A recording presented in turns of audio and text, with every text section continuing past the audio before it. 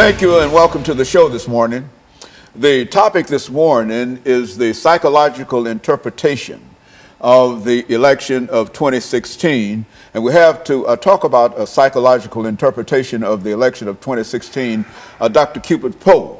And of course, Dr. Poe, let me welcome you to the show and to have you to give us some information in reference to your background, your education, and some of your experiences.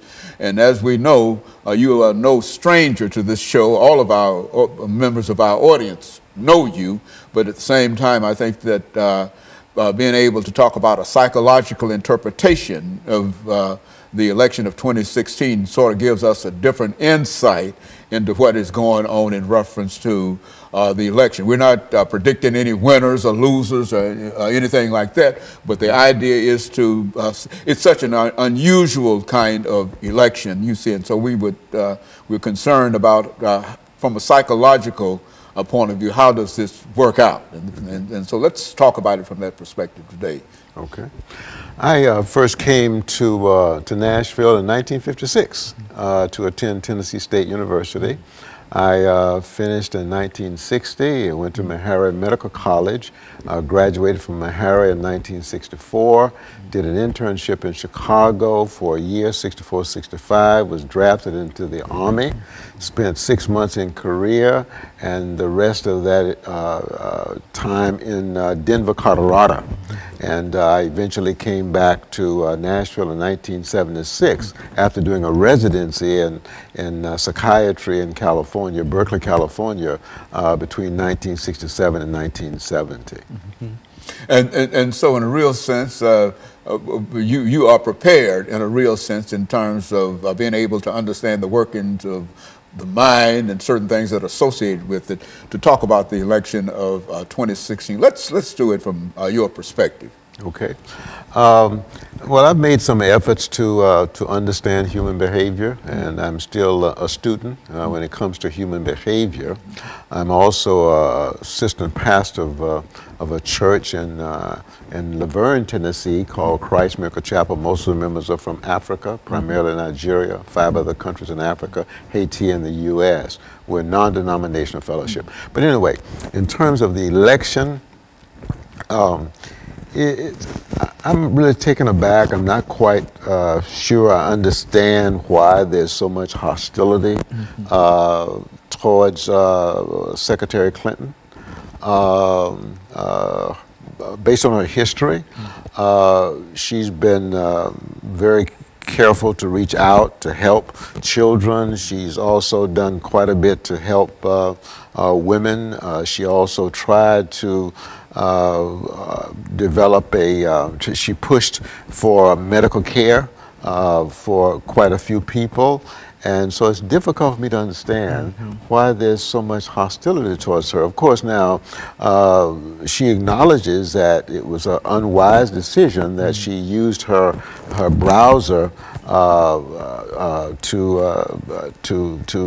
to receive information, some of which might have been classified. So it's difficult, Dr. Haney, for me to understand why there's so much resentment towards her, and why so many people see her as highly untrustworthy. On the other hand,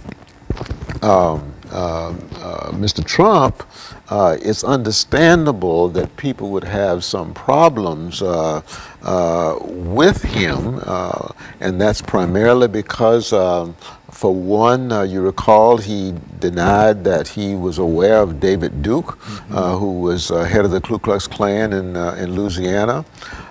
He also made fun of the New York Times columnist, made fun of his neuromuscular disability that he was born with.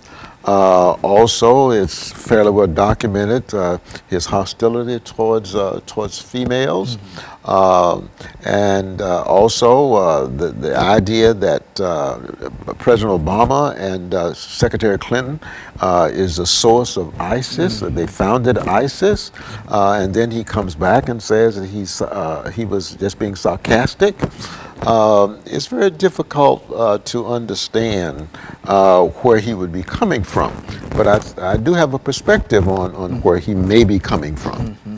Very good. And so what we'll do, we'll take our first commercial break. You see, I think this 6 minute segment, we'll take our first commercial break, and then we'll come back and we'll allow you to further deal with this as an issue this morning. And I think that what you're giving us now and is exactly what we're looking for. And we'll be back with our audience following this very, very short commercial break. Yeah, that's what, you know.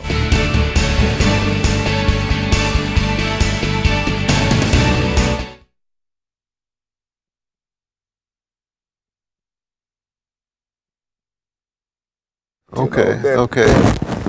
I mean, that's my. Okay. You know, I mean, he just. I don't think he would. I think he might like the excitement.